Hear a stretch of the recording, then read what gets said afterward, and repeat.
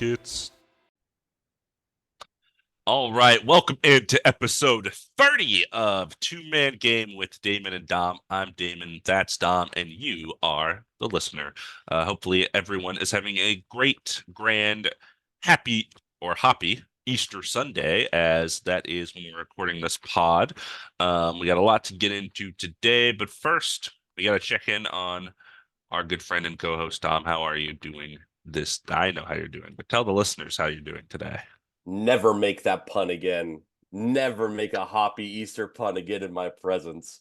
No, I appreciate that. I'm okay. I'm my spirits are high.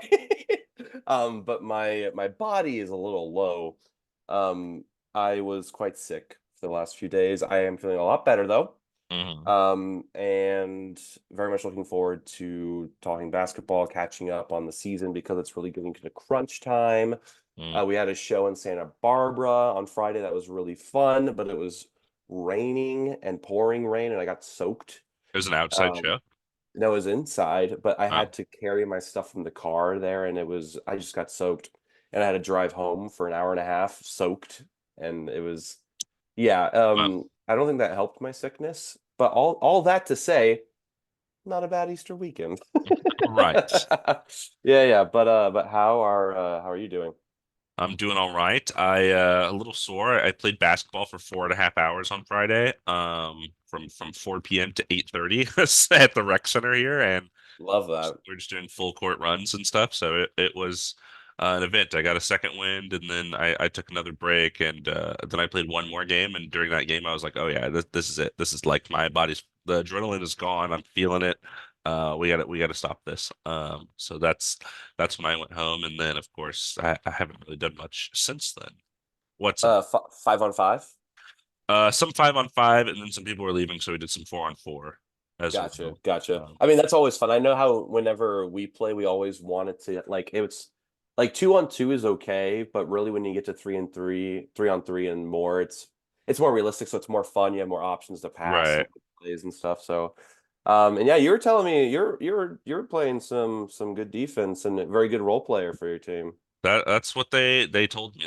I was telling the people that I was prepping for the student staff basketball game, which is in 2 weeks, by the way. April 12th is coming up. Ooh. And they were like, "Oh yeah, if you just like back them down, they're doomed." Because like there were guys about as big as me, but like more in shape, more muscular, and I was just kind of taking them to the post, and they couldn't really. They're like, "I can't do anything about this," so I don't know how the kids are gonna do anything. And I was like, "That's interesting." So I It's a feel very like good point. yeah, I feel like there were definitely people there that were like I thought were better than me, and they were like, "Yeah, I can't do anything to stop you," and like you play really good defense, and I was like, "Okay, cool." Yeah, I feel like that's definitely you. And what's so funny too is like I think it's so funny when you and I play one-on-one. It's tough. Like we both play really good defense, so we're both very tough on each other. I think I can be a little bit quick, but you have length, so you have to get like out of your arm's length to kind of get away. Like you Hmm. definitely like will block some of my shots. And it's so funny when we play one-on-one, you always miss shots. And then when we play with whenever it's any other people there, you make the craziest, coolest like shots. Like you always do like the turnaround jumper and stuff. Yeah, So I don't think it's fair when we play one-on-one for whatever reason. I don't think I'm doing anything crazy. yeah. I think right now is like the best I've ever been at basketball because I've been playing like every week. So I feel like I'm in my peak basketball form right now. I'm glad to hear that because I'm in my lowest right now because I'm literally sitting here sweating because I'm sick, not because I'm out of shape, but I don't know what's going on with my body. But this is not a podcast about my body. It can What be. I, no, this is a podcast about what well do we want it? Yeah, let us know in the comments down below. Should we change the podcast to being about my body? But more importantly than my body, what jersey are you wearing? I see Rockets, but which Rocket are you rocking? I am rocking my third and final Russell Westbrook number 0 jersey when he was on the Rockets for like a year and a half, 2 years.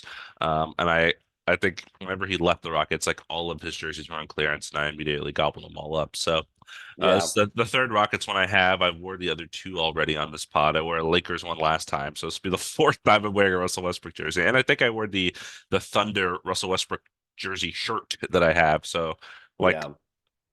the fifth out of 30 episodes that I have rocked Russell Westbrook on this podcast because What I is he like like your him. favorite player? Is what is he But like on our new logo or something? I That's think, crazy. yeah, I guess so. He must be. I don't know. What about you? What are we looking over there? I see some yellow. I see some a dark color that I can't really identify.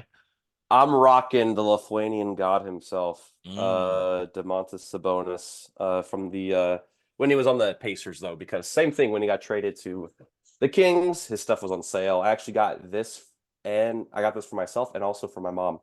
So she has mm, the exact same jersey.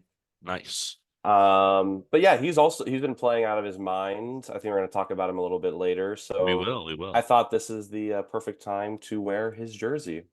Yeah, I just wanted to rep Rocket something because we'll get into why in a bit. But I already wore Jalen Green's jersey at some point. I wore this Rockets jersey behind me. I wore like 12 Rockets t-shirts. I'm running out of options, so that's what I Yeah, decided to don. we're gonna need a refresh soon. I feel like we gotta find a. I bet we could find a website. It's like just somebody like you. It's probably like a blind box. Like you pay $20 and they should throw just random NBA like Mm. shirts as long as you say your size. I feel like there's got to be something like I'm just that. gonna keep buying shirts until like forever, basically, so I constantly have something new to wear on this podcast. It's so funny. I was thinking about this recently because I mean I'm not gonna run out for a bit, but eventually I will, right? Hmm. Because we're gonna be doing this for a long time because Hmm. we like doing this. This is fun. And I was like, I don't know, then what are we gonna do? And that's something we'll talk about. I feel like we could just wear this. We Yeah, could wear I this think it'll get to if the it point comes where it's like, down to it. okay, we're out of options here. I mean, it was kind of a joke in the beginning, but now we're like kind of just rolling with it. And I Yeah, know like in the beginning too, you wore like a shirt with the hat.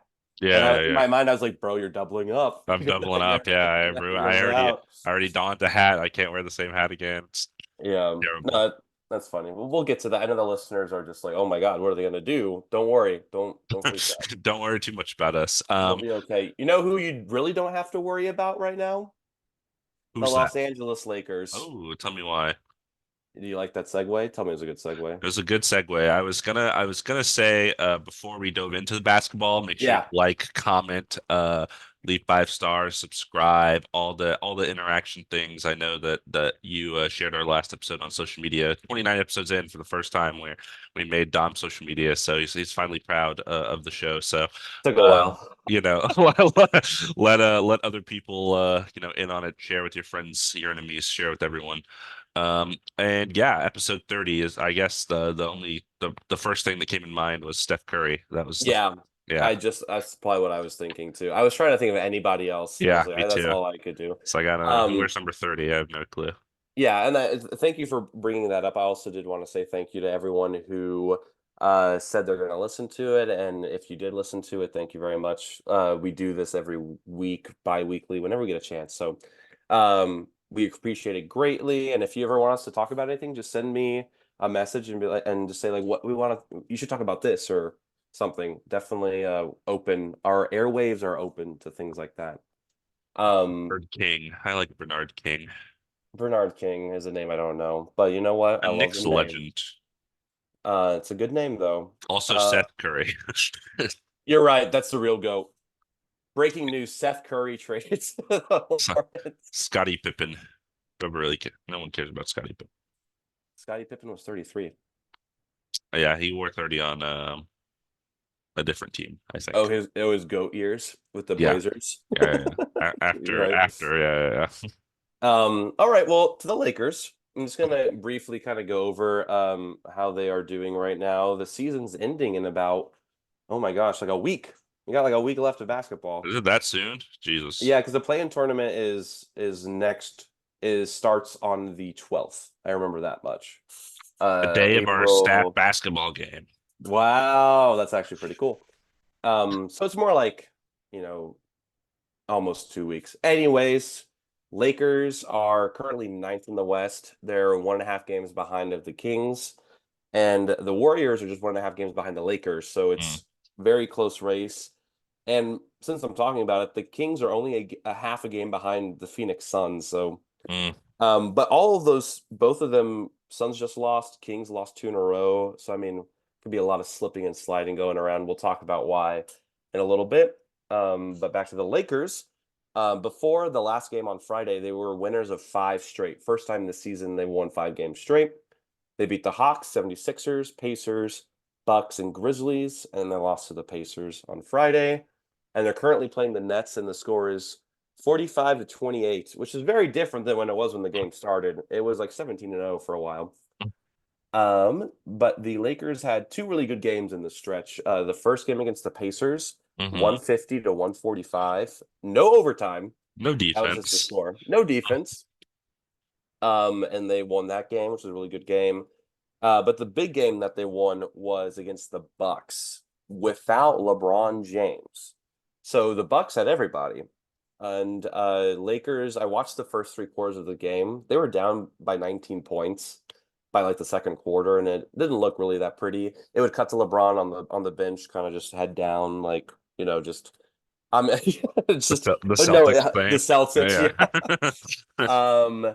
But yeah, they kind of D'Lo, Austin, and AD kind of came alive in the fourth, and they brought back. They made this comeback brought to double overtime, and they ended up winning. Anthony Davis had 34 points and 23 rebounds. Austin Reeves had a triple double, 29, 14, and 10, and Mhm. D'Lo had 29, 12, and 7. So On really March solid. 26th, my mom's birthday. Shout out my mom.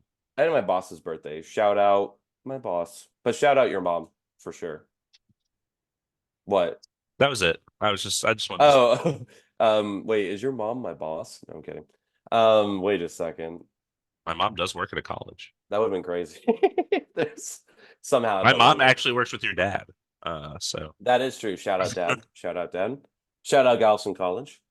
But yeah, so they had a really good stretch of games there, and Gabe Vincent, a name that we have not really heard a lot this season because he's been out, is finally playing. He's playing against the Nets right now, which is great to see. Finally, better late than never, I guess. So we'll see if he cracks the rotation when the Lakers get into the playoffs. And if they make it to the playoffs, they're gonna make the playoffs. But yeah, he's been out since December 20th because of a knee surgery. So very cool to see him back. Jared Vanderbilt's still out, Christian Wood is still out, Jackson Hayes is out for this game.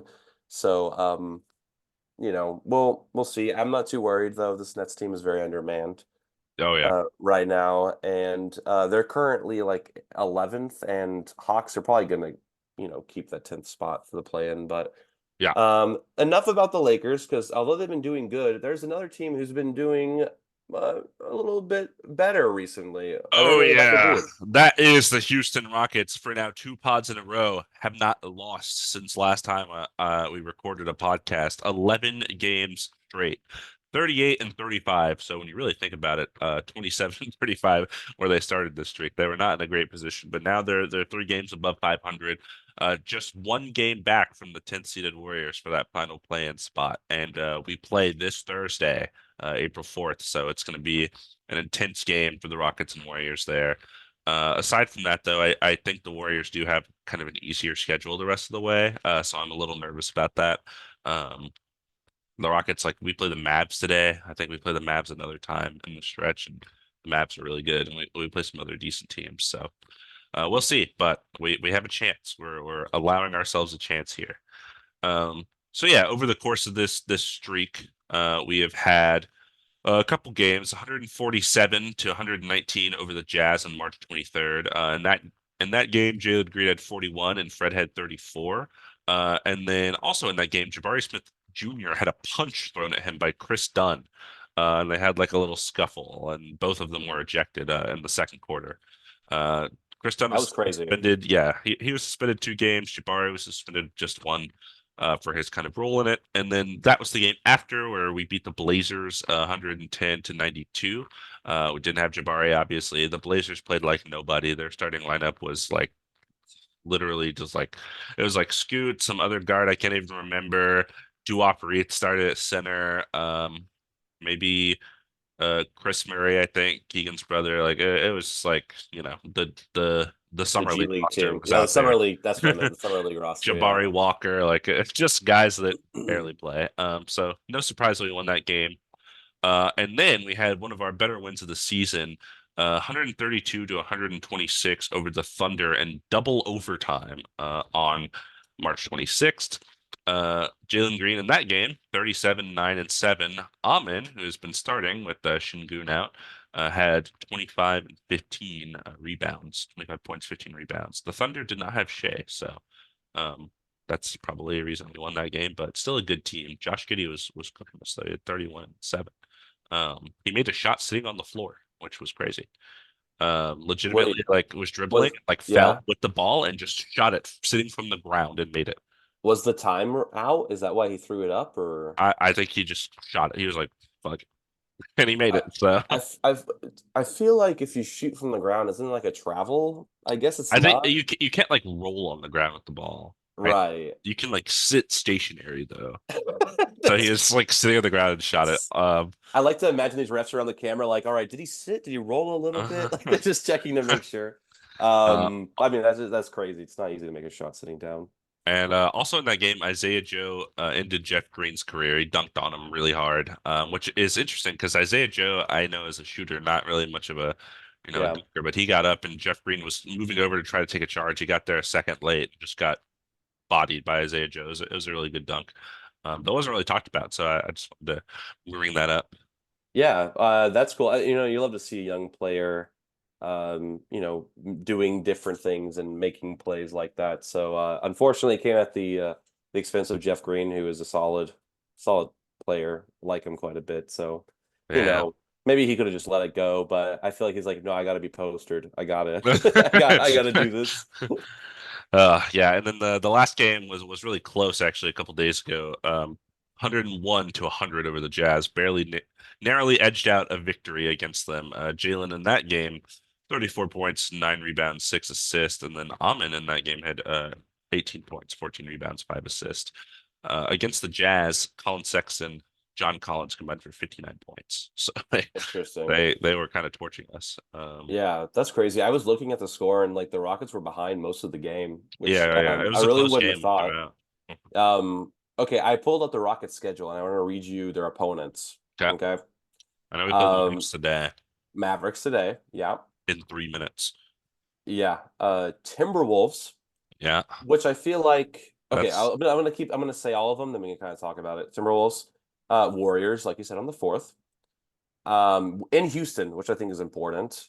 hmm And then Heat in Houston, hmm Mavericks in Dallas, Magic in Houston, Jazz again in Utah, Blazers in Portland, and then Clippers here in LA.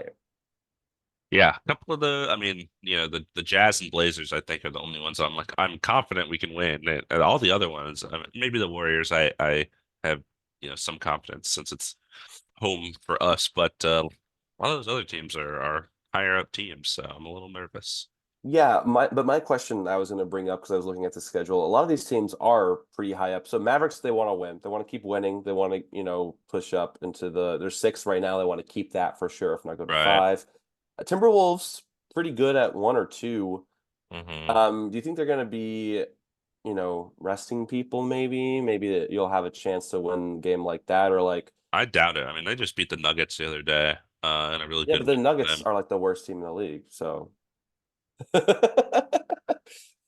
I have to set myself up for that. No, no, no. Okay, and I mean, I was thinking, I know the Warriors beat the Magic the other day without Draymond, which we'll get into a little bit yeah, later. So maybe they're vulnerable. The Heat have been kind of up and down, so it kind of depends on how they decide to play. yeah. I think it's more, which I hate to say. I think the Rockets are a great team, and I think they're gonna make it into the play-in. But I just really hope. I think it more not really depends on how the Rockets play, but more on how the opponent plays. hmm I think. But I think they have a great chance, even though it's going to be tough. I think that this role that they're in is great. Like they're getting in this rhythm. Even without Jabari, they were still able to win and everything. So, Clippers last day of the season, maybe they'll rest their whole roster going I into the wish playoffs. I Yeah. wish I was here. I'm going to be still at Coachella, so I Mm. will be missing that game, But Rats. yeah, but hey, still very much a real possibility of 9 and 10th seed. Um, Yeah, 9 and 10th seed. Lakers, telling you, you're gonna have to Rockets. take out a loan. I know it's gonna be way too expensive. Um, but okay, that's cool. Thank you for the Rockets update. I was curious. So, We don't lose. That's all um, you know. We the Celtics lost, so now we have the highest win streak in the NBA that's currently. oh yeah, right. Currently, right? That's awesome. Yeah. Yeah, that's great. Okay, well, I think it's time for some injury news just real quick. Yay. Some good news. Brandon Clark returned for the Grizzlies against the Lakers. I remember texting you about this. Yeah. He missed nearly a year with a left Achilles tear, and I know you had, some questions about why, they brought him back toward the end of the season, but I just wanted to say that it was cool to see because when he came on, like the crowd was cheering him on, gave him Mm, like a standing ovation, and then he made his first points. Like the crowd was really into it for him, so I just felt that's like that was good. cool to see. Yeah, Yeah. it And was, I mean even though it yeah, it's worth getting some reps, I guess. I would just if he's like fully healthy, fine, but I just didn't want it to be like a rush back from like, oh well yeah, like let's go out there and play even though we're like this is a lost season and yeah, what if you get absolutely. re-injured or whatever. Yeah, and I mean the game was close at some points. I think Lakers were treating it like, oh, this is going to be easy. So, Yeah. but, Lakers did win handily in the end, but yeah, he had some solid minutes. And another guy that returned from injury, Mitchell Robinson, returned for the New York Knicks against the Raptors, also on March 27th. He had been sidelined since the 8th of December with an ankle surgery. So it's good to see he came back. They're missing him. I don't know if they're still missing OG. I actually have no clue. And then they're still missing Julius Randle, obviously. So really good that Mitchell Robinson has returned for them. Isaiah Hartenstein has actually played really well starting at center for them, and then Jericho Sims is getting those backup minutes. But Mitchell Robinson just kind of gives you another defensive presence, which I think has been a big part of the Knicks' identity here, kind of coming down the stretch. So I'm glad that he's back. So yeah, Yeah, hopefully. I am too. I just wanted to pop in and just say that OG actually has been in the rotation. He's been in and out. Okay. They're kind of like mitigating his play, not I mean sure like I guess what do you call it when you're not playing them full time, but he's basically always game time decision He's type on thing. a minutes restriction. That's what it is. There we go. Minutes restriction type thing. Gotcha. Yeah. And also more players returning. Donovan Mitchell, Cavaliers, returned against the 76ers. Do you hmm know, did they win that game? I think so. Donovan Mitchell did not play well though. He played like 30 something minutes and had like 12 points. Uh, I don't I mean, yeah, you got to get your feet wet and back into that. But good to see that he's back, even though he's not eligible for any awards or anything now. But Yeah. health is more important. Playoffs are coming soon, so get some reps in, get ready for that And they will definitely need matchup. him for the playoffs. Oh yeah, for Uh, sure. And another person that this team needed for the playoffs that won't be there, at least at the start, is Malik Monk, who is out for the Kings. He suffered a sprained right MCL. He's expected to miss 4 to 6 weeks, so I think that means, if I'm doing my math in my head, the Kings have to like make it to the second round at least for him to actually like pop back up. Which is huge because right now they're on the lower side of the bracket, so they're going to have a tough first round matchup against one of these top Western teams without Malik Monk and without, while we're here, Kevin Herter, who is undergoing season-ending surgery for his torn labrum in his left shoulder. I kind of said this last time when they said he was out indefinitely. I was like, well, it ended John Morant's season. I don't see why it's not going to end his season, and it did. So their starting shooting guard and backup shooting guard are both going to be out here for the playoff run, at least for the early parts for Malik Monk. So what are your thoughts on Yeah. that? Yeah, the Kings have been also a little shaky. They lost the last two. I mean, they did go against a very fired up Mavericks team right now. Sabonis has been playing out of his mind. Fox has been playing out of his mind, but that only goes so far when they're not on the floor. Um, I hate to see it. I'm the only silver lining I see in this is that the Lakers might get a chance to kind of slide up in the. I think we were trying to shoot for 7th or 8th seed. That way we hmm just have one play-in game, not two. Right. And currently Kings are, like I said earlier, in the 8th slot, and I haven't looked at their schedule.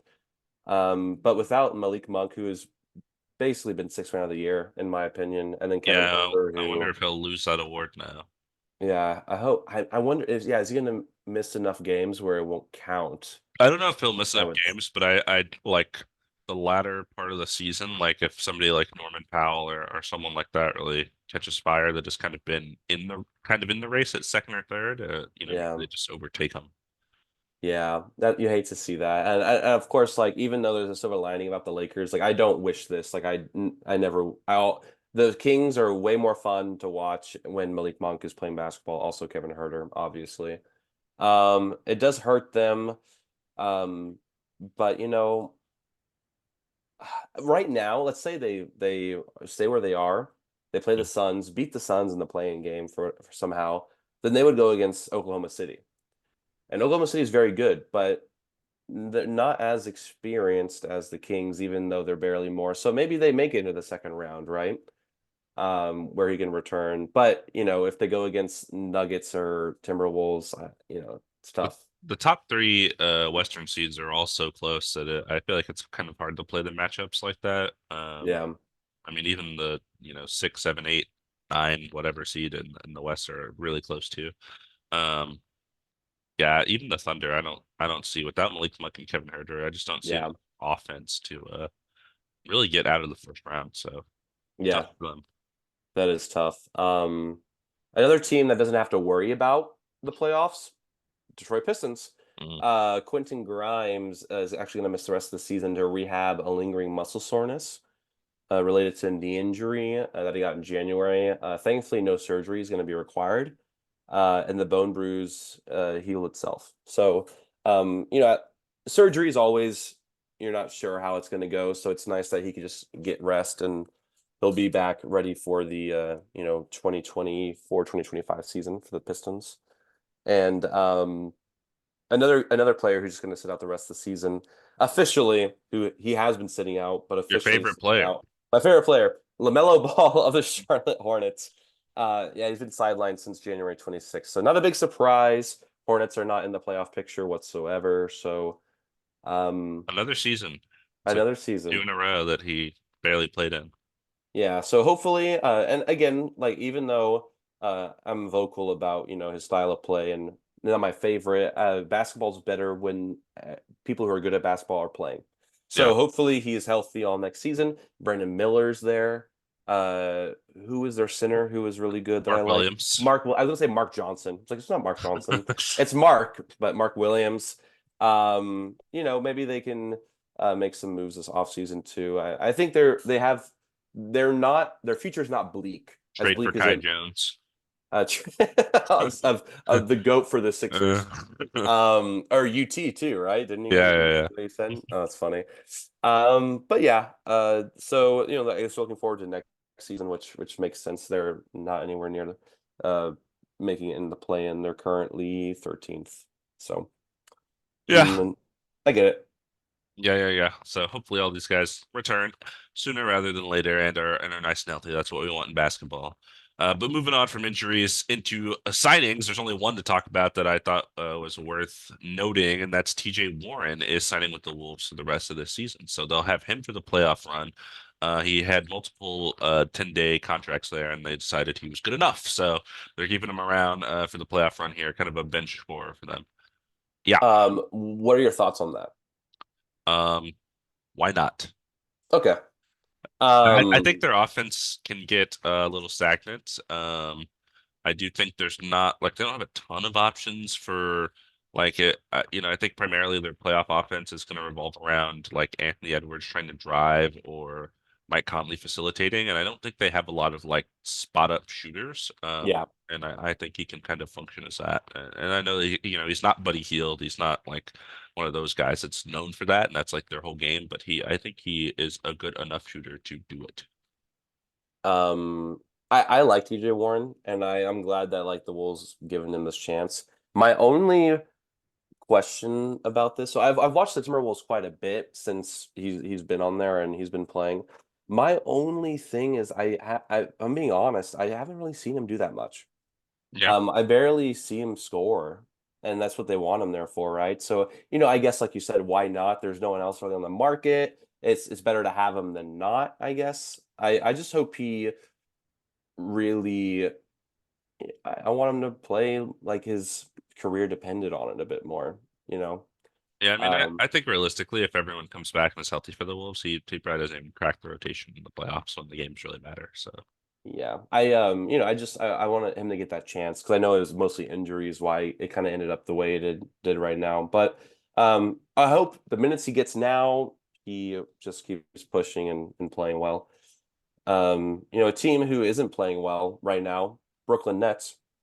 Um, they beat the Wizards in OT, yeah, I which wanted I wanted to point this out because I looked at this and I heard no one talking about it, but yeah, the Nets played the Wizards, two of the worst god awful teams in the NBA, and they beat them in overtime. And Cam Thomas, who I have sung his praises before on this yeah, podcast, and Jordan Poole both had 38 in that game.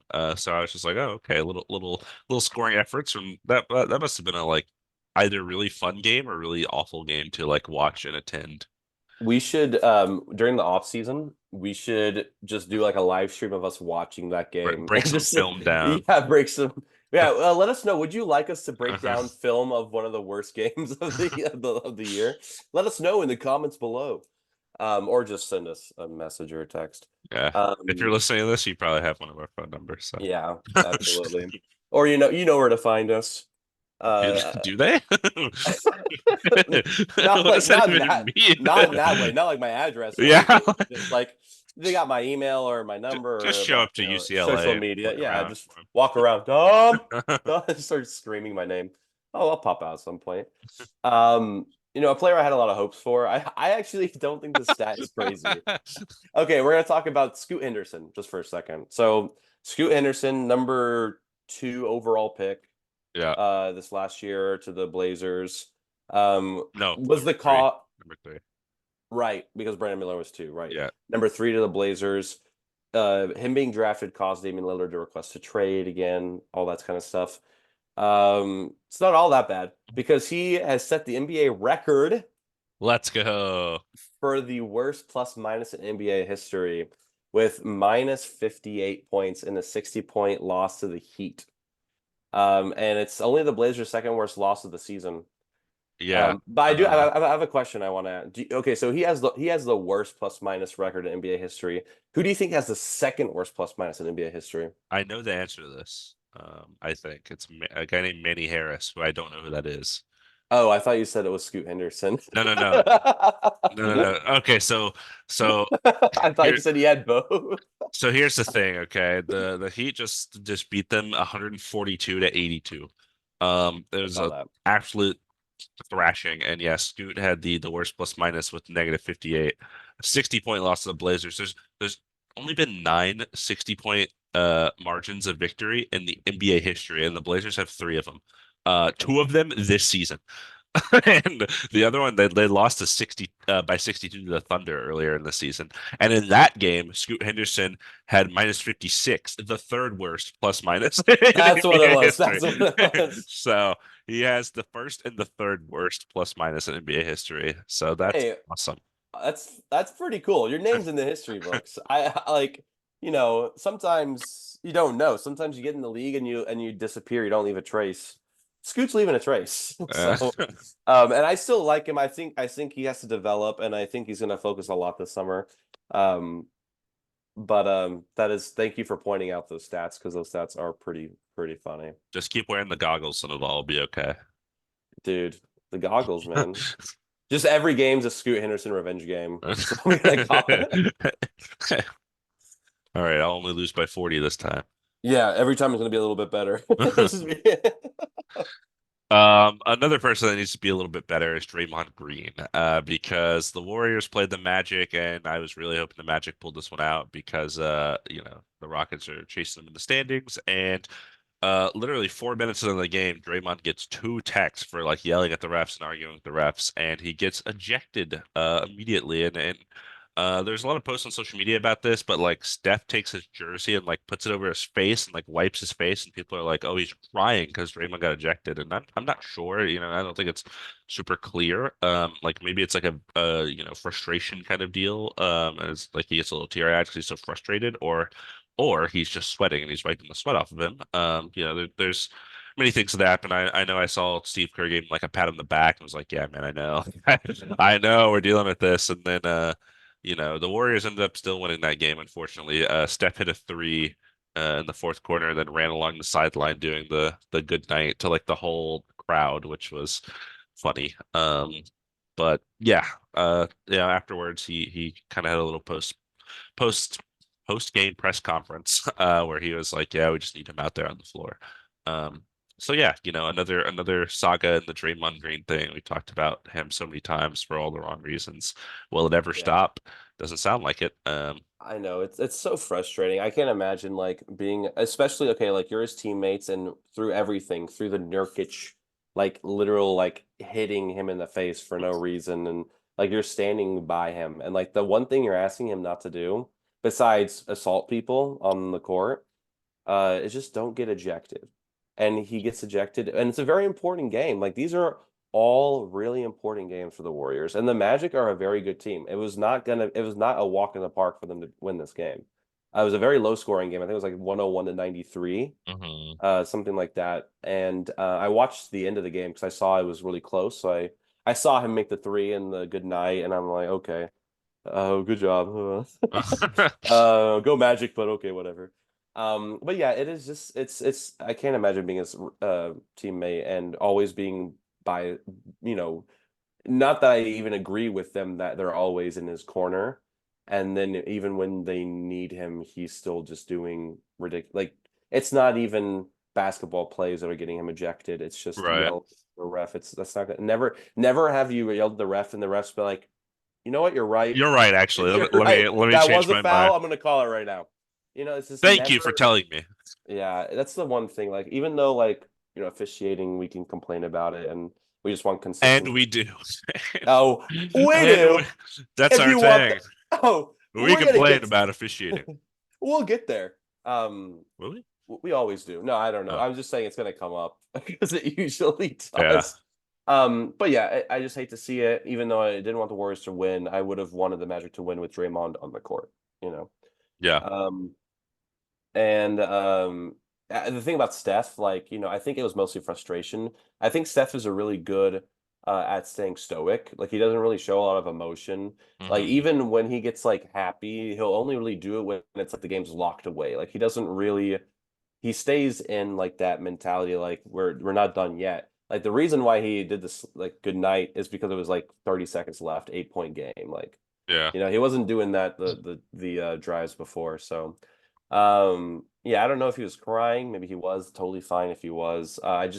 I've definitely seen him get frustrated, and he usually covers his face like that. So I think that's part of it.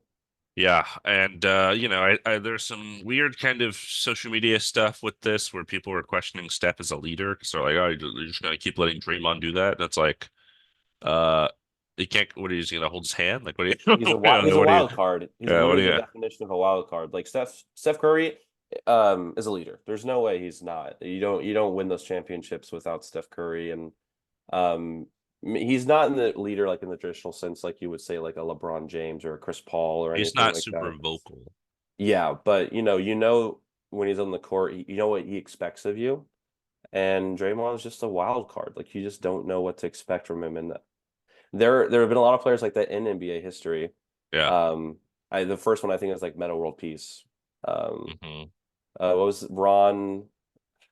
I'm thinking of all these different Rons. Ron Artest. Ron Artest is his Yeah. name. Oh, you're trying to think of his Was his other name. name? Yeah, yeah, Yeah, yeah. yeah. I was like, I was who thinking you? Ron Burgundy, which is Will Ferrell. I was thinking Ron Harper. It's like not Ron Harper. But yeah, just a lot. G League Ignite prospect Ron Holland. No. Okay. No, no, no. I don't know who that is, Doesn't ring a man. bell. You'll know him next year. I thought I thought the Ignite are being like. Yeah, but he's in the Ignite right now, so he's coming to the NBA Oh, next year. dude, you can tell I'm sick when I'm just like, Uh, what's going on? uh, um, but in yeah, the follow up for this, when he came back against the next game against the Hornets, he almost kicked Grant Williams in the nuts, and they kind of got into it. But luckily he wasn't ejected or anything, so immediately just didn't learn his lesson. Naturally, but I don't know if he ever will. It's been too long. Um, yeah. I also wanted to point out, I forgot to put this in our notes. I don't know if you saw this. Mhm.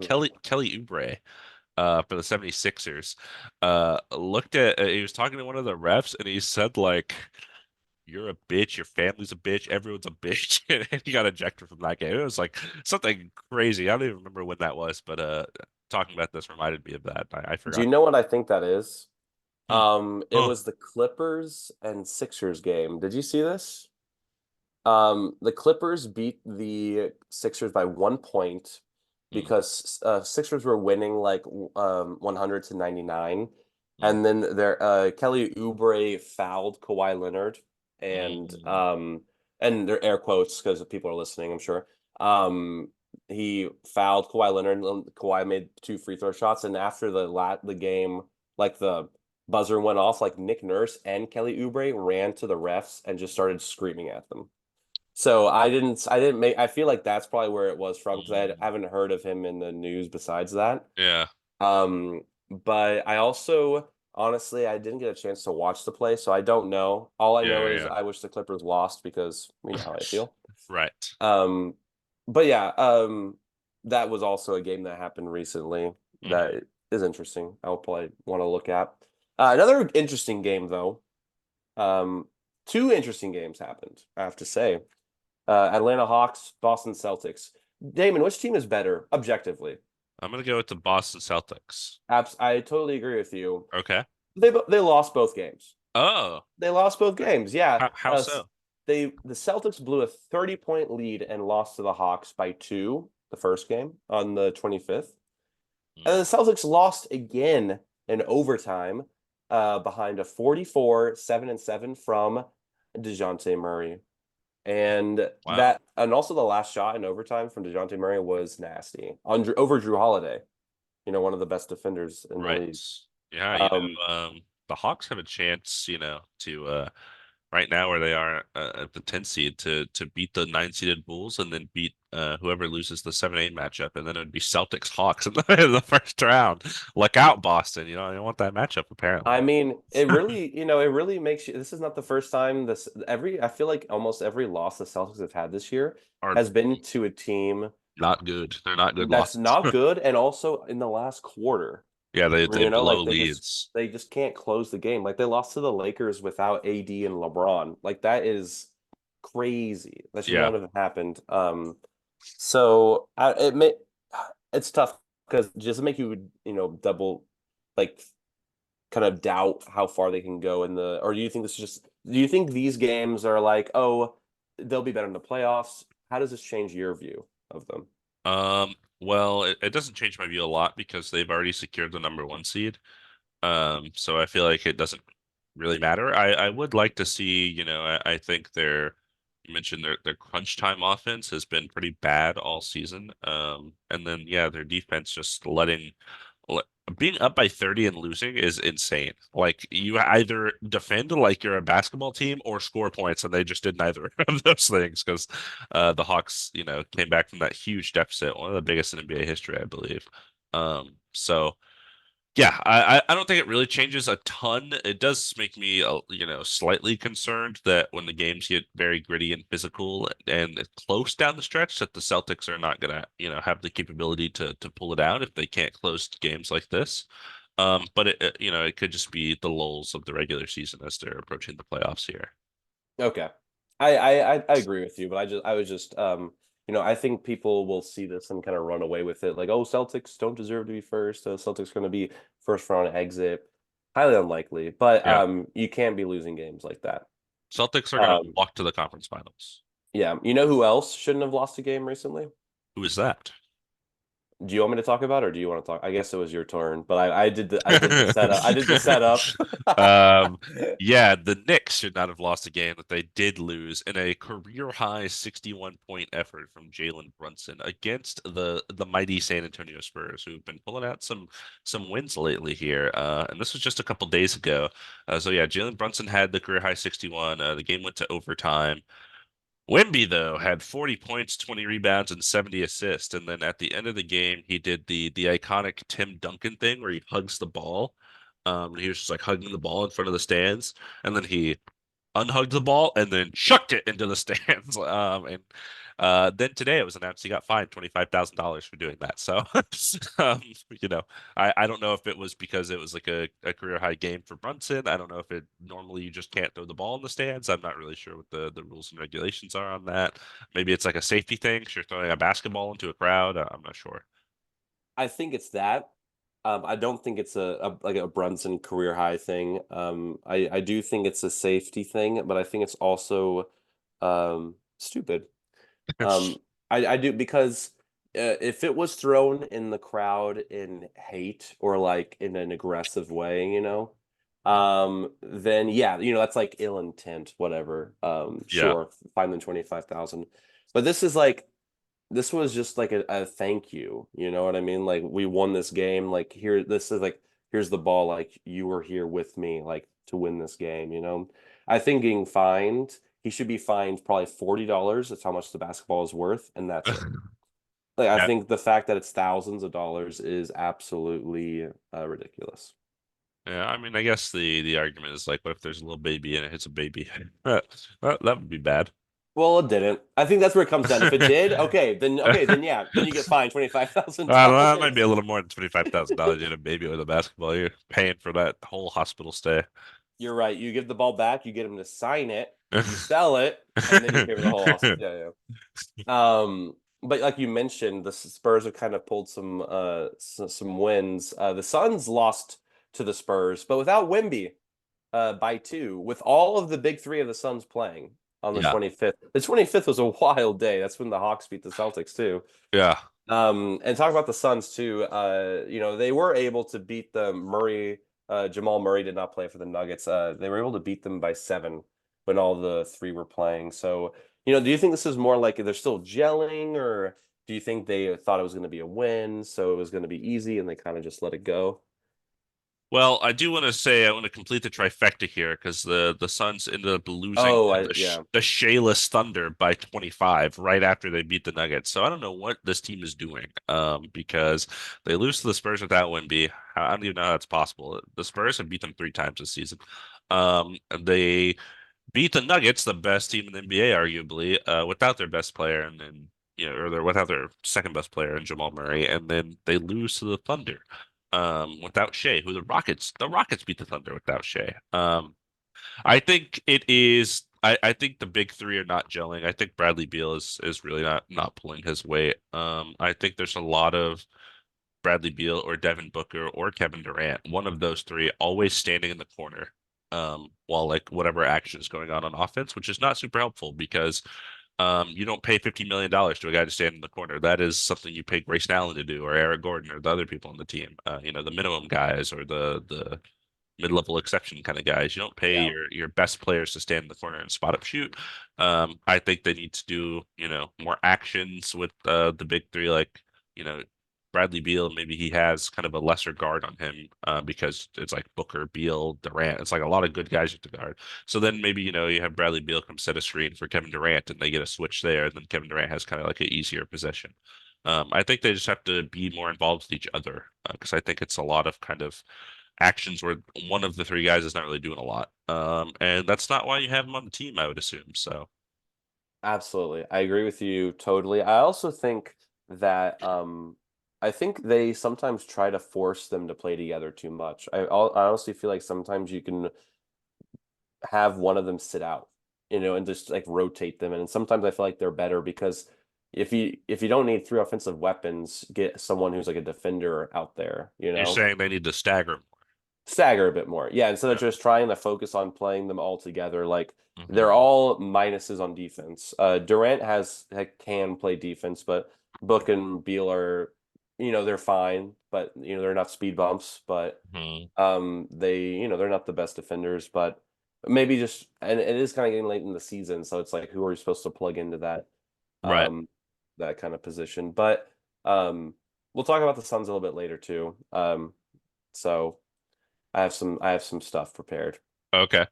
Yeah, but Uh, I'll let you since take the next two because then I'll take some stuff after. Yeah, I was gonna say, that makes sense. Because I love talking about this. So the Clippers. Oh, the Clippers. Tyronn Lue, it was a post-game press conference. I wish I knew which game this was. I wish I knew. Yeah, But the reporters were asking about what their identity is, asking Ty Lue. yeah, And the and some of head their coach, players were saying they don't really have an identity. Is kind of where the question came from. yeah, and the head coach of this NBA team said, "We're soft. That's our identity. We're soft." And I saw that, and I laughed. I laughed Yeah, so hard because I think we talked about this quite a bit when we were trying to rank the power rankings at the end. I said I yeah, don't trust them. I think it comes down to that too. Like they kind of play just they like got no dog. without, yeah, no dog. They also just play with like no grit or like sense of urgency, I feel like sometimes. And Mhm. except for a few players, I think Norman Powell has been playing great. I've always liked him. Great player. Heard of Six Russell man Westbrook? Russell Westbrook, obviously. But besides them, like I don't. It's so rare when you see them turn it on, right? Like you see teams start get a fire in their eyes and like just turn it on. And I never, if the Clippers win, it's because they've been winning the whole kind of game. The Right. game that they beat this 76ers in, which arguably probably shouldn't have happened, maybe Sure. who knows. They were losing the whole game. So it's like I don't know. I think it's crazy that the head coach said that. I think um I don't know. I don't think you come back as a head coach after saying that. That's not you want to stand by your players. Now you're just calling them out, right? I feel like he's done a lot of that though in his tenure as the Clippers coach. And I think it's because the other guys don't. Like Kawhi doesn't, he is one of the least vocal guys in the league. Paul George is not super vocal, I think, locker room wise. Obviously, he has a podcast, but I think he kind of talks to other players. He doesn't really talk about his team that much. Yeah. And then James Harden is, not never been a super vocal or reliable kind of guy. So when your best three players aren't going to do it, someone has to start calling people out. So Yeah, I mean, I have to. I love that Ty Lue said it because I'm glad that he's not living in some fantasy where he's like, no, we're no we're not soft. I don't. If I'm a player on that team, I wouldn't like that. That's all I'm. You know what I mean? So maybe he's trying to use it as motivation. It's like prove me wrong, but yeah, I mean, I feel like something like this doesn't happen without private conversations first, though. hopefully, and then I that's all I'm saying is like no one wants to feel singled out or something in that way. But Hmm. maybe this maybe inspires them a bit just to like finish out the season strong, get a good seed, and then push into the playoffs. And lose to the Rockets in the last game of the season. Absolutely, because they're gonna rest all of them. I don't know, man. Then And they'll get some dogs out there if they arrest those guys. They'll get some I'll get guys. Justin Preston They get uh, Brandon Boston Jr. out there to cook and us. Amir Coffee, yeah. But you know who does have that dog in him? Who has the dog? Domantas Sabonis, because he broke Domas. the record for most consecutive double doubles in an NBA season with 54, breaking Kevin Love's record. And I do want to mention that Kevin Love's record was done across 2 seasons. It was at the end of one season and the beginning of another, so it technically was consecutive. But Interesting. Domantas Sabonis did it all in the one season. Yeah, I think he's, if I'm not mistaken, he's going to push here for most double doubles ever in a season. I think Wilt has that record. Yeah, and I think it's crazy high. So Yeah. I we'll mean, there's see. only 82 games in the season, and Wilt probably has 79 double doubles or something like Yeah, that. So, and I also I was looking at the all-time triple doubles leaders list, and it's yeah. actually crazy how many are there that are still active.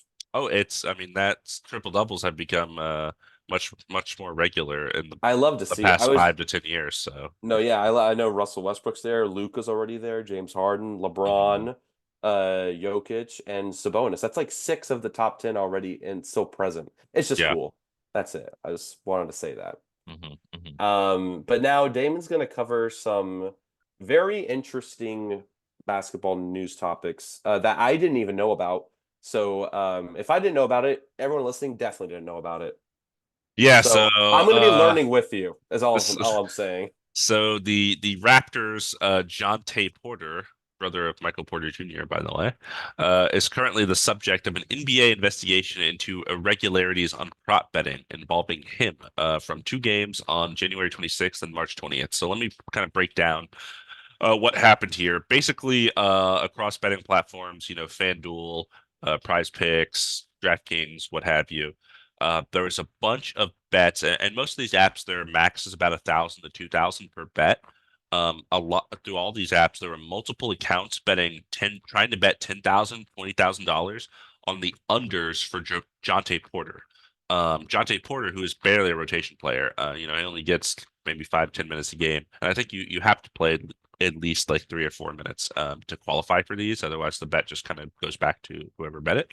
But in both of these games, January 26th, a game like right before he had an eye injury, and he was in this game for like that minimum amount of time, and then he checked out, and they said like he re-aggravated his injury basically. So all of those unders hit on all those really, really high bets for unders for points, for rebounds, for assists, what have you. And then on March 20th, which was pretty recently, this is kind of what caused this controversy. Um, he played again the minimum amount of minutes and then checked out saying he was feeling sick. But all those games, a lot of different accounts had really, really high bets on Johntay Porter, a guy that barely even plays in the NBA. And then all those unders hit again. So like a bunch of accounts like won a bunch of money on betting unders for a guy that barely plays NBA basketball. So basically the investigation is like Johntay Porter either using multiple accounts or telling like a group of people like, hey, I'm only going to play this long, bet a lot of money on the unders for this, and then like we'll all make a bunch of money. Basically is kind of the idea the NBA thinks is going on. Um, so yeah, he is betting on himself to lose essentially in order to make some you know scrap heap money, which is interesting because if you just try and in the NBA and get a contract, you'll make millions of dollars. So um, I don't exactly know the logic there.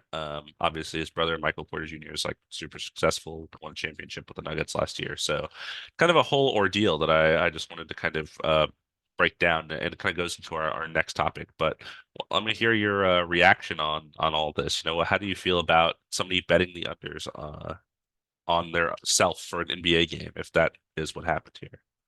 I think, well, first of all, I really hope it's not true because I hate anything about like, I'm not a big fan of sports betting in the first place, especially kind of like props betting, but that's a personal issue and I get that. Yeah. Um, but to, be a professional, you're being paid to be a professional and you're doing one of the most unprofessional things is almost unforgivable, I feel like. Hmm. Um, and again, I really hope it's not true because I mean, someone out there could be like, Johntay Porter barely plays. We could probably get these unders. Like, because I didn't even know you could bet on players like that. In all Yeah, honesty, yeah, yeah. I feel like it has to be offered. So if this app doesn't offer it, then you can't like even bet on it. Right. But it definitely seems more likely that he knew of it. Hmm. And I gotta say, it's really just sad to hear that. I don't like anyone throwing a game or just lying like that, especially when there's fans there. There's people that paid money to be there, and you're just kind of you know betting on yourself to lose, which is no one should ever do that. It's just Yeah, there are some things yeah. circulating too with like clips of people missing shots at like and he's like kind of the nearest person. He kind of runs away from the rebound, or like there's one time I saw a clip of him making a three like off the backboard, and he made like a face like he didn't want to make the three. So just like stuff like that I think is And that's just interesting.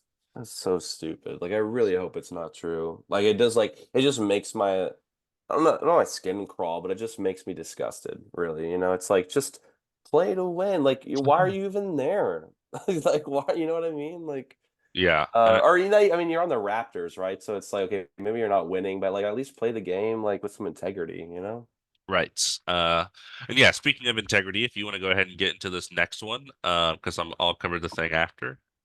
Sure. I don't know a ton about this, but it is related to this that Hmm. we just talked about. So the NCAA, the president, Charlie Baker, said that the organization is working on banning prop betting, which is what we just talked about. So banning prop betting on college athletes across all the betting markets and the states. Here's a quote. He said that prop bets are continuing to threaten the integrity of competition and leading to student athletes and professional athletes getting harassed. He says getting harassed. I also feel like taking advantage of the Hmm. betting should be also added on there as well. Um, have you noticed? I haven't heard too much about college basketball. I know there's a huge betting around it, especially March Madness right now. Yeah. Do you know anything in particular about college basketball and prop Um, betting?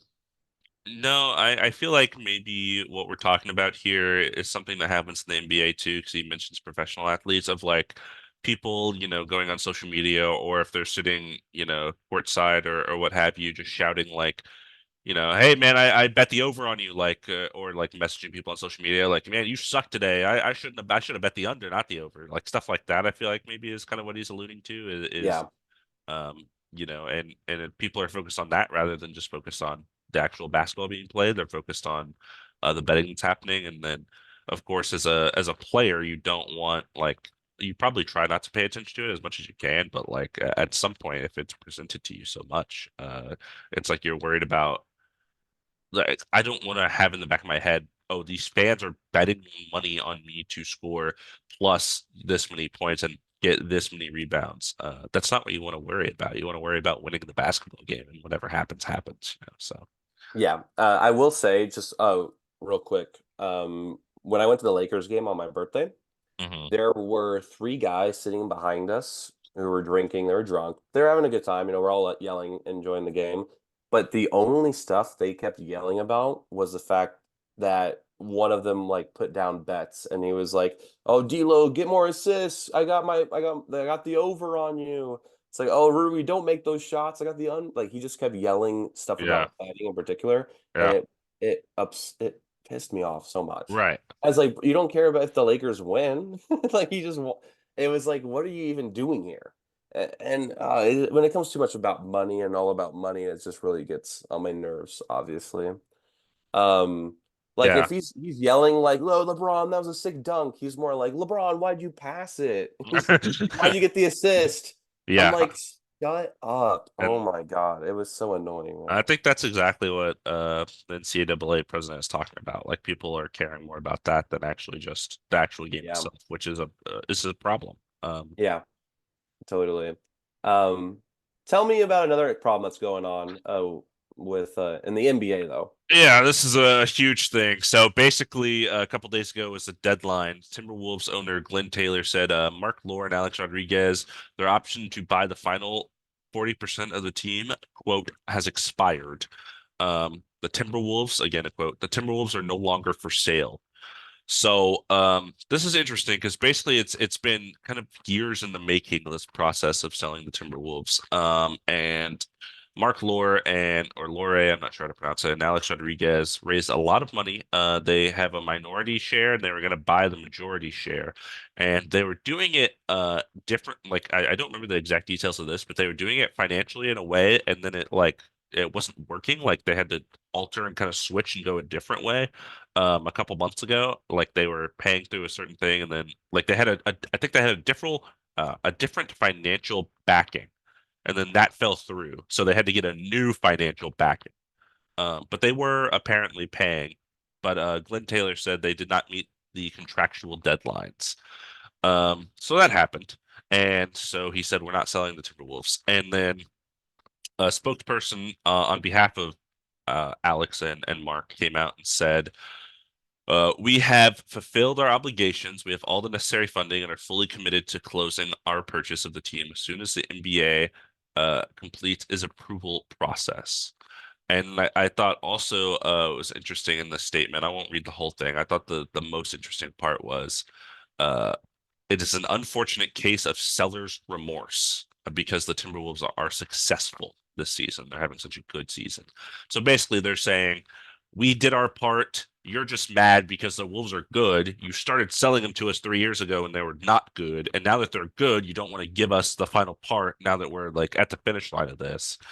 And then it also came out A-Rod said, we can be in this fight for 5 years, 10 years, whatever. Like we're not leaving. We're here. Like we're getting this team. So it's just, it's just a disaster. And apparently Glenn Taylor is preventing them from kind of, going behind the scenes at the arenas and stuff now. Like it's becoming pretty ugly. And then the last update was it is now personal from uh, from the war inside owning the Minnesota Timberwolves. So kind of I know I kind of went all over the place there. That's because it's kind of an all over the place situation. Um, so yeah, basically, Alex Rodriguez is the person people would know, very famous, successful baseball player. Um, and another guy that I don't really know. We're gonna buy the Timberwolves. Glenn Taylor, who's like 83 years old, was like, actually, we're finally good. I don't want to sell it anymore. But he instead said, you guys didn't do what you were supposed to do, so now I'm not going to sell it. And they're like, yeah, we did. We're just waiting on the NBA to approve it. And Yeah. he was like, no, you suck. And now we're here. So And now it's personal. and now it's personal. So Oh my God. Yeah, that's it's really selfish is what it comes down to because it's doesn't at the end of the day these are rich people. I don't really feel bad about you know who owns what team or anything. At the end of the day, I all I care about is that whoever owns the team is doing everything in the interest of the fans, the mhm, players, and the franchise, right? mhm. Um, Glenn Taylor isn't Yeah, because he obviously just wants it because they're doing good. So maybe he's like, oh, hey, hold on for this year. Maybe we'll get a championship. I'll get my championship, whatever. Guess what? But now you're putting your team in this just strange legal gray area, and now everyone's focused on that instead of the fact that the Timberwolves are the first seed in the yeah. West right now. You know what I mean? It's like that's what matters, not this stupid stuff. Yeah, I think And a couple other things worth mentioning. I believe the sale a couple years ago, I think was for 1.5 billion. And Michael Jordan just sold the Hornets for 3 billion, a much worse franchise, for double what he's selling the Timberwolves for. So, I could definitely see the seller's remorse argument there. And then also, the Timberwolves are going to be very expensive here in the near future. With Anthony Edwards supermax kicking in, Pat has a supermax, Rudy Gobert has a huge contract, Jaden McDaniels got 5 years, 180 million. That's kicking in next year. So, Glenn Taylor, I don't think is the guy that will pay that, whereas the new owners maybe would. So. Um, absolutely. that is because that gets into luxury tax and second apron, and that comes straight out of the owner's pocket. So yeah, so I hope that these guys do end up getting the team because I think it'll be better for the Timberwolves prospects, but we'll see. Yeah, I totally agree. It's really unfortunate, and hopefully something happens that makes Glenn Taylor come to his senses, and they're able. I don't want it to be ugly. I want everyone to work it out, get what they want, but also, you're fighting 1.5 billion, 3 billion. Billion? Yeah, Take it. What are you talking about? You're 83. Like yeah, it's so oh my gosh. Like I don't that's the one thing about like sports that just gets on my nerves when they're fighting over billions. I'm like, are you Gary? right. Just take it. It's so much money. It's gonna Agreed. be fun. Yeah, but thank you for telling me because I didn't know any of that. So Yeah. And you I think back appreciate to you telling me that. Yeah. the Mark Cuban, earlier this year, he sold his share of the team and he's still at games like cheering on the Yeah. Mavs and he still has, I think, some like kind of GM responsibilities like trades and signings and such. But I think it that is that was very yeah. like clear and nice and easy. And this is not that. I also think it is. I know we never talked about it, but I think it is so funny how Mark Cuban literally inserts himself into the huddles. Oh Like he's on yeah, the yeah, bench. Like yeah. when Kyrie made that game winner with the left hand, Yeah. and like they all rushed him in the court. Mark Cuban was there with the players. Like not even Jason Kidd. It was Mark Cuban, and I honestly I love that. It's I like love that. okay, Yeah, I want yeah, the it's like owner to okay, be he involved. cares. Yeah, Yeah, exactly. So for sure. I yeah, don't. I love You think that. you don't think Glenn Taylor's rushing the court? Uh, Ugh! Where's my billions? Where they put it in the middle of the court? Oh. um. Oh. So stupid. Oh. Oh. Well, anyways. Oh. Where's my Anyways. billions? Are they here? Are they here? He's like wandering. There's not even like in the middle of the game. He's like, oh no, Mr. Taylor, please sit down. I own the Timberwolves. um. Yeah, Uh, did you want to okay, so that's all we had. We are going to go into the next segment. But I think we do want to touch on March Madness real quick because some stuff has happened today, Yeah. which I think is important. You want to take that real quick? Yeah, just wanted to talk about it because, I think we advertise ourselves as a basketball podcast, not an NBA podcast. So, that's obviously we don't really watch college sports, but March Madness is probably, Yeah, the the one time. the Yeah. time that we watch the most. But yeah, I wanted to touch on the Final Four here. Next week is going to be Alabama versus UConn, and then Purdue versus NC State, who upset NC State today. won. Yeah, they upset Duke. Wow. Well, Yeah, I'm looking at the score, 76 to 64. Wow. so how many of these Final Four teams did you have in your bracket that you had UT winning it all? That's so funny because I have my bracket right here. Oh my Because I'm updating. God. I was updating it earlier. Oh, gotcha. So what's so funny is that the furthest team I had in my bracket was I had okay, all kind of all tied up was UConn, Auburn, Iowa State, UNC, Alabama, Okay. and then Gonzaga, and everyone else. Was this And Elite now 16 all or?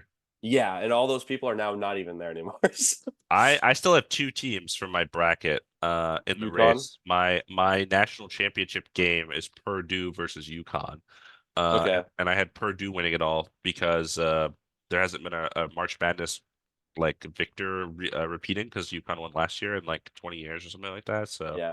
I was just like throw the other team. UConn is absolutely smashing everyone though. So Yeah, UConn, Alabama. I mean, yeah, I could see UConn easily winning that. And then NC State, Purdue, I'm like, I know NC State has a good big man and Purdue has like a very good big man too. So I feel yeah. like it'll come down to like who is able to Does utilize Purdue have that. Zach Edey? I still have Zach Yeah, Edey on their that's a team. guy.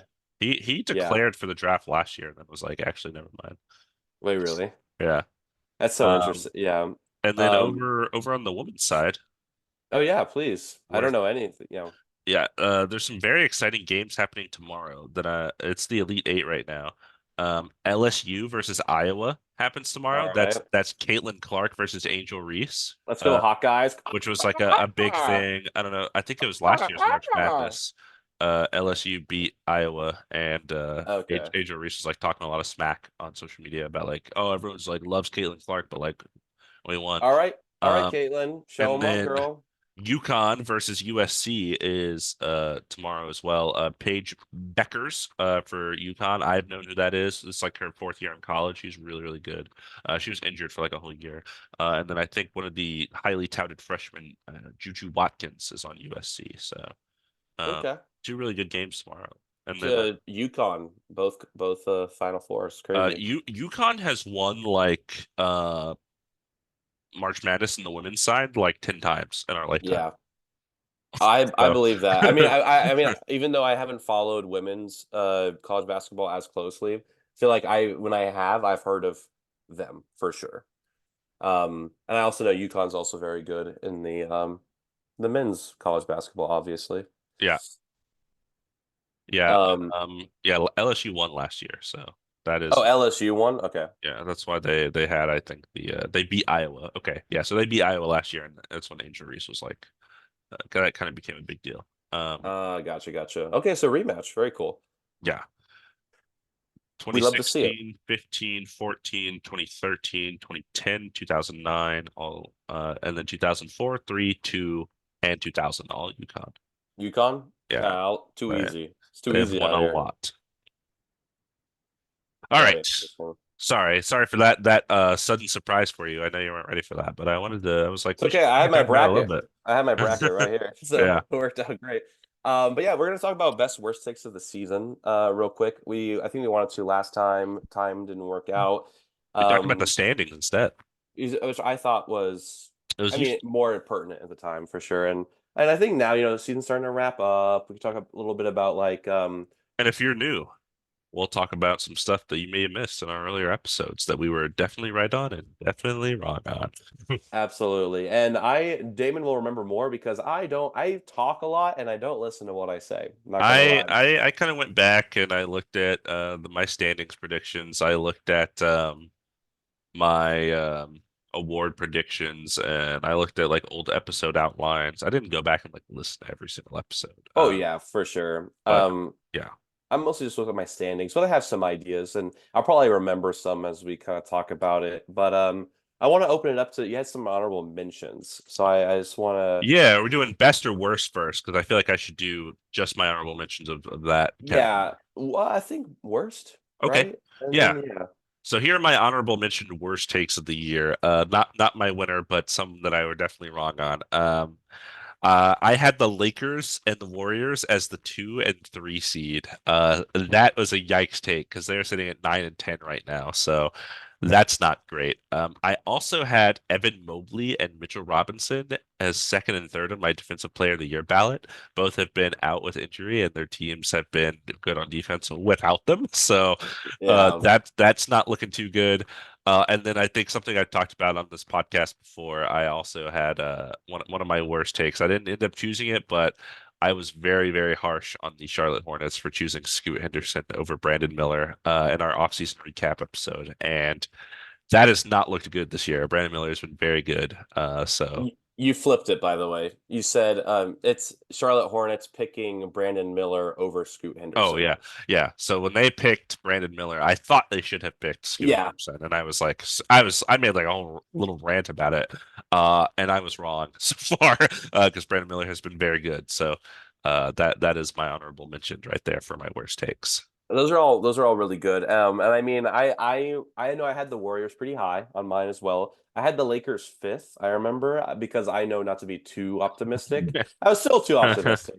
Yeah, And yeah, I mean, I also liked Scoot over Brandon Miller, and obviously he's shown a lot of people wrong, which we love to see that. So very happy for him.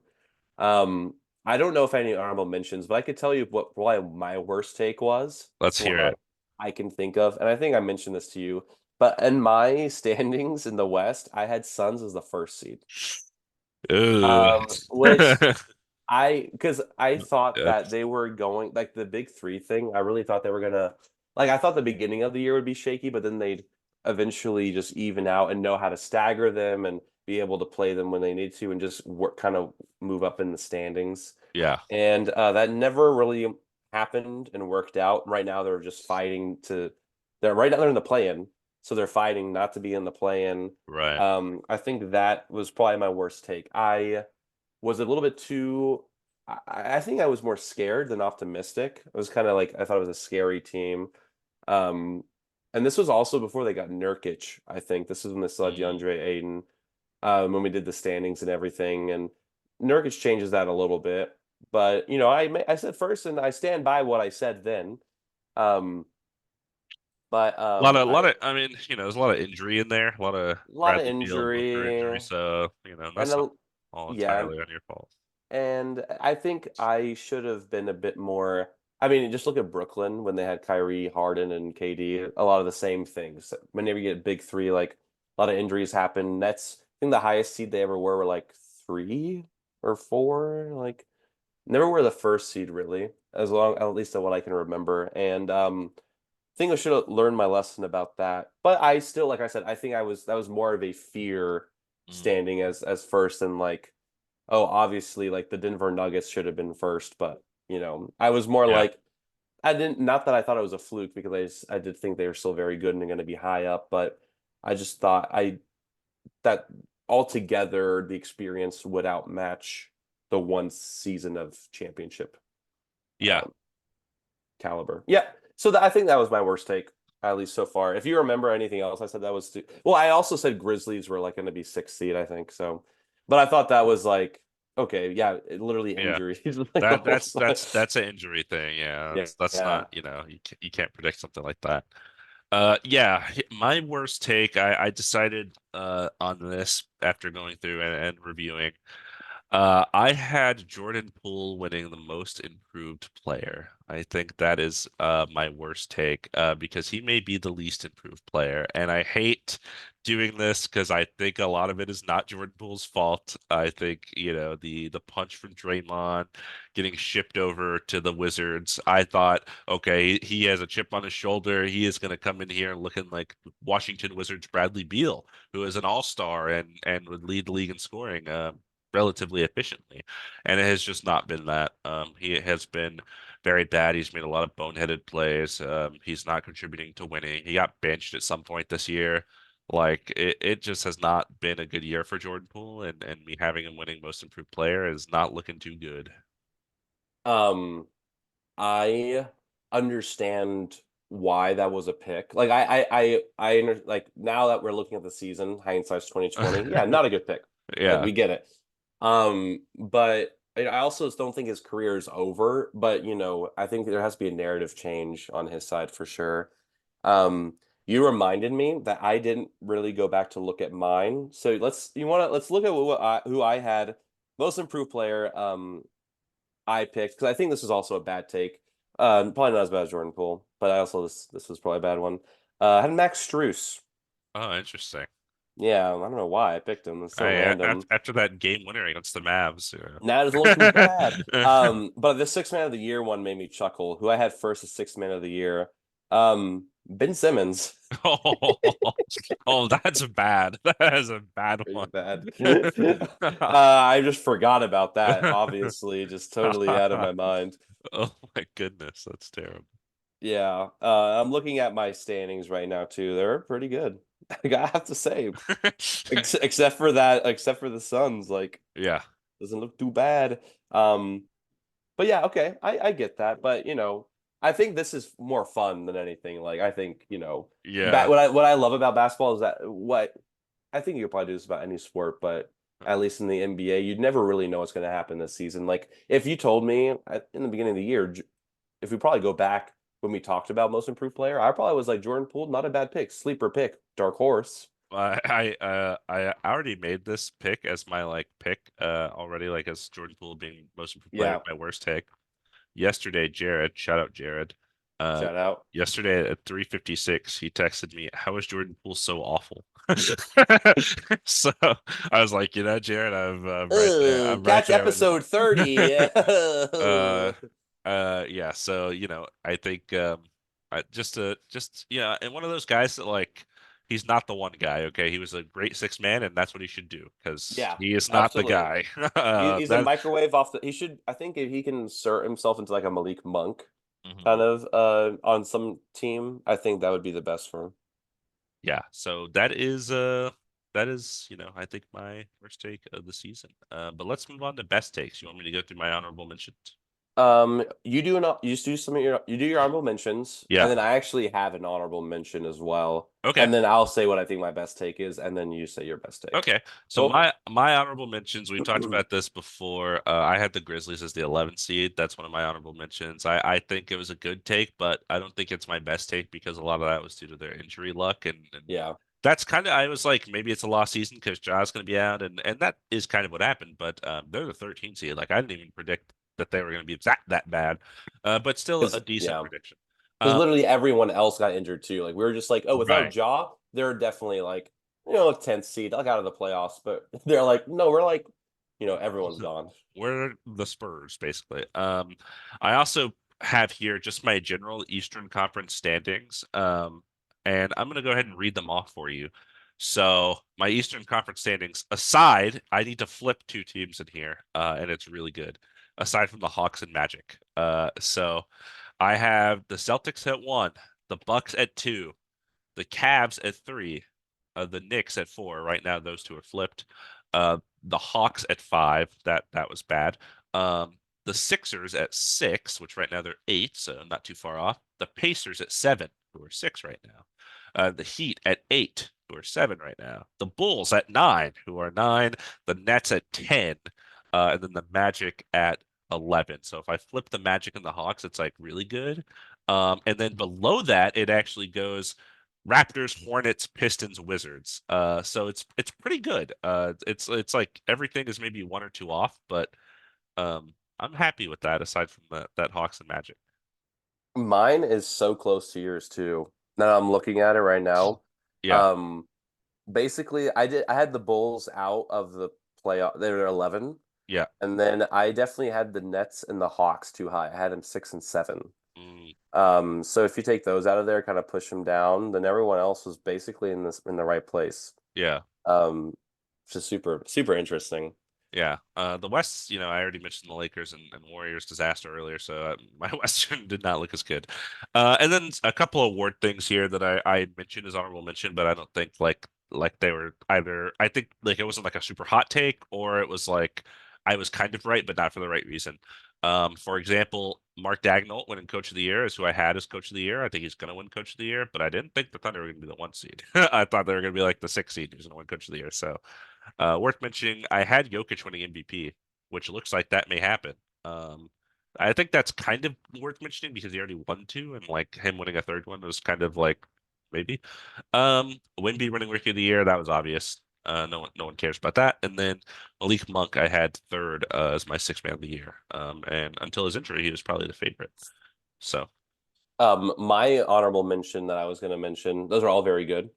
I also had, this is literally before I knew his name. I had OKC coach of the year. I And I was remember like, I don't even, because that. I was watching the game. I remember before we just potted that day, I was watching one of the games and I was like, I feel like this guy. And I forgot his name. I just put OKC coach. Um, and then I also, one of my other honorable mention, I had AD as DPOY. And Mm. honestly, I kind of feel like he's, I also had AD as DPOI. I think he's making a push still for this. It's going to be But Gobert. yeah, probably. And I get that because the Timberwolves have like the best defensive rating in the league right now. So Yeah. um I get it. I understand totally. I'm not mad. I'm not even mad.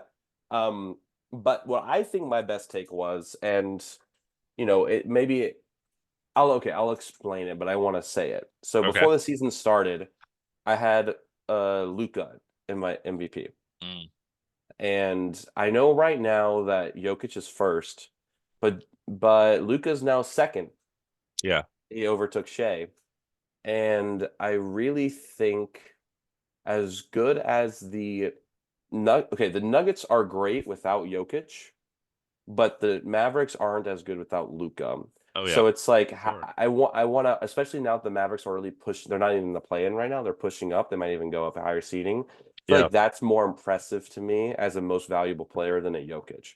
That's my argument. And honestly, I'm not mad if Jokic gets it. What he is playing very, very good basketball. Hmm. I just think it's time for. I also don't like when people win multiple awards over multiple years. Um, Yeah. I would prefer someone else getting it. Like Shea or Luca would be my I preferred picks, though I think Jokic and Yeah. I Luca mean, are above him right now. But that's what when I you, think. when you think MVP, most valuable, Luca is definitely more valuable to what the Mavericks do than Jokic is valuable to what the Nuggets do. And that's not saying that Jokic is a lesser player, but like you Right. said, it's just the Mavericks without Luca. We're looking at the Utah Jazz, Yeah, like like it's fighting for the be in the play-in, basically. Even yeah, with Kyrie, like that's right. just what that's the reality of that situation is. And Jokic, Nuggets without Jokic are still probably going to be like top six, maybe in the play-in. You still got Jamal Murray, and they are just able. They have a unit that works really well together. Yeah, they're only one game behind. I'm sorry, half a game behind the Pelicans, two games behind the Clippers. So the Mavs definitely have a chance here to push into the top four. That would be big for his MVP case. Yeah, so that's my only reason why I'm glad that I feel like every year I put him in my MVP race because I want to I beat I myself up, definitely did obviously. until this year. I was like, okay, he's never gonna win, I guess. I never lost faith. So that's I think was probably my best take. That's what I kind of decided. Yeah. Yeah. Um, What about you? Yeah, so I had to really dig for this because all the honorable mentions I said, I didn't feel super comfortable as being like, this is my greatest take. But I thought really, really hard about this, and I decided with this. Way back in our off-season episode, I railed on the Bulls for not rebuilding. And I also railed on another team, and I said, this is the year you have to do it. Do you know who that team was? The Raptors. The Toronto Raptors, who have finally rebuilded. And I think this was my best take of the year because I said rebuild. It's time. Let's do it. Like it's now. And they traded Pascal and they traded OG. Fred left in free agency for no reason, unfortunately for them. But they have finally decided to bite the bullet and rebuild and start losing and get some young guys in there. Scotty Barnes became an all-star. So I decided for me, like that was my best take because I don't think it was, it's not as obvious as Wimby's going to win Rookie of the Year. Like Right. it's something that like I think should have happened and I like predicted would happen, and I wasn't, it's like a lot of people I think would have been like, oh yeah, they're just gonna like kind of plow through and be the the 9 seed or whatever, Yeah. um, with their kind of whatever teams. So I have documented Raptors rebuilding as my best take because it finally happened. And the Bulls need to take some notes because we've been asking them to do it for 3 years. Yeah, that was a great take, and I'm very glad the Raptors did something as well. I think they have a lot of great young players on their roster now: Scotty Barnes, Emmanuel Quickly, R.J. Barrett. And they through a trade they got the Canadian GOAT Kelly Olynyk. Naturally. Things are looking up in Toronto. Right. No, that's a great take. I totally agree with you. That was a good one, and I totally agree with you. The Bulls need to do something. Please do anything. Yeah. Cubby Wyatt Naya Desumu. That's the future in Chicago. I agree. I agree with you. Just ship out Patrick Williams already, you know? He is also young, but like, Yeah, but what does he do? right. Except when he gets injured, He he gets does injured. that. He does that. I'm sorry, Patrick Um, Williams. We know we you are listen to the fans. We are pod, fans. so It's all love. It's all love. all love. All love, always, all the time. But yeah, so that was our show today. I loved hearing our best and worst takes. That was really fun. March Madness updates. If you want to keep up with this, make sure to like, comment, subscribe, all that kind of stuff. I will be traveling home soon for some family stuff. And then I will be going to Coachella, so it might be tough for me to kind of sneak an episode in there. Damon might do have to do an ISO one, but Oh, it's been I so will long. I will try to make sure that does not happen to you guys. We have to get awards and playoff predictions. And there's like 2 weeks until the playoffs start, so we have to really lock in here. Yeah, maybe we can do something. We'll talk off the pod for sure, but I think we can find a way to make it work. I'll let you know Just after have a we're done with 3 hour this. episode. That's exactly what I was thinking. I'll do it on the flight. I'll just be in the plane. Yeah, so I think the Clippers were going out first round against the Mavericks, shaking everything. Um, and like, oh, got some turbulence. Okay. Oh, hold off for a second. Hold up. Hold on for a second. We're still going. But yeah, thanks again everybody for listening. And thank you for everyone who's been there since the beginning. If you started listening, we would greatly appreciate it. Damon does this shot at the end of the episode behind the back. We're gonna see if he can make it right now. He's getting in position, and he tossed it up, and he missed. Although the power was there, it was just a little off to the right. I'm so garbage at this. Oh wow. Oh, So rimmed unfortunate. out, dude. In and out, in and out. Get back here. Yeah. Uh, and I know everyone is just begging to know the Lakers are up 111 to 98 against the Nets. So Lakers are going to get that win, and we'll see. Right now, Mavericks and Rockets are playing. So we'll catch y'all up next time on the NBA and the playoffs and the awards. Thanks again for listening. Because This has that's what we been do here. That's what we The Rockets are down do 21. It's over. already. Oh my God. Okay. It's halftime. Well, oh, I don't know why I thought the game just started, but that was an hour ago when Yeah. we This started game is potting. over already. But yeah, thanks again for listening. We will check in with everybody soon and the NBA, and this has been Two Man Game with Damon and Dom. Buckets.